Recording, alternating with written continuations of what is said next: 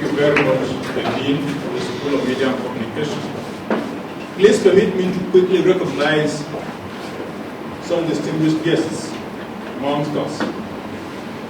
Mr. Ken Obara is the Commissioner for Economic Development, Delta State.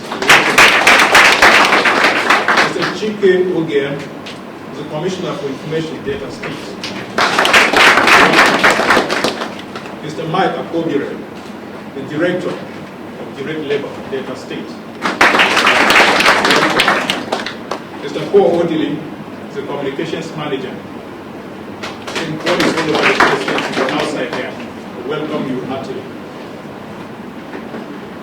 Ojoye Omar Eyoma, he is the Abolodero of Wari Kingdom. He's also here with us. Thank you very much. Mr. Sam Amuka is the publisher of Vanguard newspapers.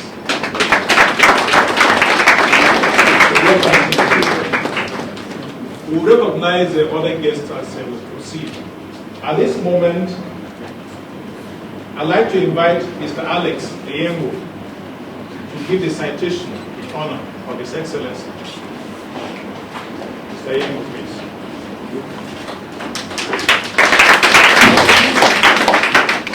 Thank you very much, MC and my lecturer.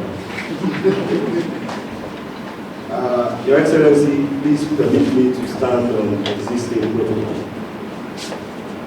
My task here is very simple, to give the citation of His Excellency, the Executive Governor of Delta State, our guest speaker today, and I will do that presently. Our guest speaker today was born into the family of Chief Edmund D. Uduaghan and Mrs. Cecilia Uduaghan on October 22nd, 1954. The father hailed from Aduguru in Warri North local government area of Delta State, while the mother, Cecilia, hailed from Ubiaja in Issa southeast of Edo State. His mixed parentage made him an open and accessible individual without any inhibition about people, their backgrounds, and origin. With this background, it is not unusual that as a politician and leader, he has retained his being seen as a humane and approachable person. His academic career began in Baptist Primary School, Mosoga, in then Ethiopia local government area of Delta State, where he was a pupil between 1961 and 1966. He went to the Federal Government College, Warri, for his secondary education from 1968 to 1974. The college was one of the elite secondary schools in the country in those days and was rated among such schools as Government College, Uweli, Edo College, Benin City, King's College, Lagos, St. Patrick's College, Asaba, and Government College, Umuahia, to mention a few. On successful completion of the secondary school in 1974, he longed for greater academic heights because he viewed what he had achieved so far as just like laying the foundation for a future career in life. The choices varied from engineering to medicine, law to accountancy, and such other popular courses of those days. Our guest speaker opted for medicine at the University of Benin. The choice of study was not only determined by the need to have a means of livelihood, but mostly by an undying urge for selfless service through bringing succor to the sick. It is this motivation that has continued to influence his activities even outside his professional area of medicine. Our guest speaker was in the University of Benin from 1975 to 1980, after which he graduated with a Bachelor of Medicine and Surgery, MBBS. In 1981, our guest speaker, fresh from the university, was posted to Kwara State for the mandatory one-year National Youth Service Corps, NYSC. Here again, he excelled and stood out as a shining star. He was honored as the most outstanding corps doctor in Kwara State at the end of the service year. He still needed to enrich his knowledge in his chosen career to stock up his academic arsenal.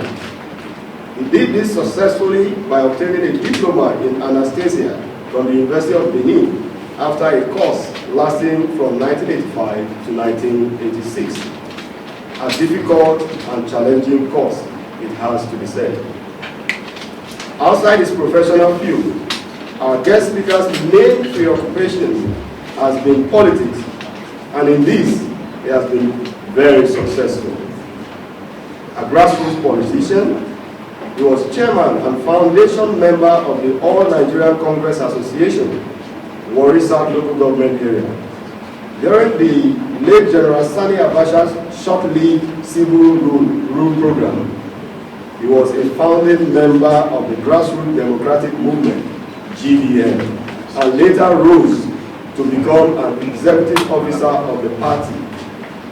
He is today a foundation member of the ruling People's Democratic Party, PDP. Before then, he had served as secretary all Ishekiri Politicians Forum. When the nation returned to democratic rule in May 1999, Governor James Ibori, recognizing his ability to perform, appointed our guest speaker into his cabinet as a commissioner for health. After several years of neglect under the military, the Delta State public health care system that was near collapse underwent remarkable reforms under the astute and competent leadership of our guest speaker today. Existing public hospitals and other health institutions needed rehabilitation. New ones needed to be constructed to meet growing demand. Health workers needed to be motivated. The system, in short, needed clinical transformation. In all these, our guest speaker performed creditably to the commendation of all. During his tenure as Commissioner for Health, all the public hospitals in Delta State were rehabilitated and many upgraded. New hospitals were built across the state, while equipment was provided for better services. The out-of-stock syndrome for drugs at the hospitals became a thing of the past. Medical staff were motivated through enhanced allowances and other benefits. In reality, the health sector came back to life and was better positioned to serve the people. As Secretary to the State Government, he continued to display transparency, honesty, and hard work, a stickler to discipline and honest service. He told a seminar organized by the Association of Senior Civil Servants of Nigeria that the Ibori administration was determined at checking on ethical fraudulent practices. His words, "We will henceforth ensure that discipline is brought to bear in the conduct of our duties as public officers. If we must meet the expectation of our people who desire qualitative public service, then of course we must necessarily be proactive and more efficient in the use of meager resources available." Running for the office of governor, our guest speaker was clear in his mind what he wants to do if in charge. He once said, "The immediate direction of our government shall be to make our state accessible to all for investment, business, agriculture, commerce, and improving on the welfare of the people through creation of jobs and safe neighborhoods. Determined to reserve the poverty trap that has shackled the people, our guest speaker's focused policy activism through Delta Microcredit Program was so successful in reducing poverty and empowering the people that the Central Bank of Nigeria, CBN, honored him with an award as the best governor in reducing poverty through microcredit scheme. Since becoming Chief Executive Governor, our guest speaker has won numerous awards, including this Day Award of Excellence and Emerging Tiger, the Central Bank of Nigeria Best Support Governor for Microfinance, and the Kwame Nkrumah Leadership Award by All African Students Union, based in Ghana.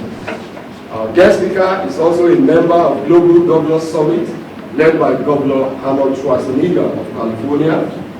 The group made up of governors from across the world is committed to building cooperation among sub-national governments to address the issues of climate change.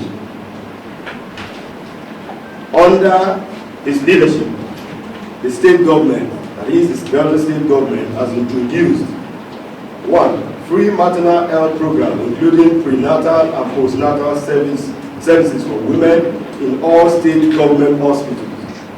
150,000 women have benefited from the program by mid-2011, with maternal mortality rate in the state dropping to 261 per 1,000 live births from 545. 2. Free rural healthcare scheme, including outpatient and surgery cases that have attracted patients from neighboring states. 78,614 persons have so far benefited from the scheme, with 1,234 heart general surgeries such as hernia, lipoma, appendicitis, renal cyst, dermoid cyst, and so on. 298 women benefited from surgeries like fibroid and ovarian cyst. 2,143 persons from eye surgeries of contact, excision, etc. 3. Free treatment for children under the age of under 5 years old. By May 2011, 124,154 children have benefited from the scheme, while the death rate dropped from 111 per 1,000 live births to 17.2 per 1,000 in the state. 4. Completion of the 180 capacity bed Delta State University Teaching Hospital at Ogara and equipping it with ultra-modern facilities, including magnetic resonance imaging, CT scan, fluoroscopy, ECG, ultrasound, and etc. In October 2011, the hospital graduated its first set of medical doctors.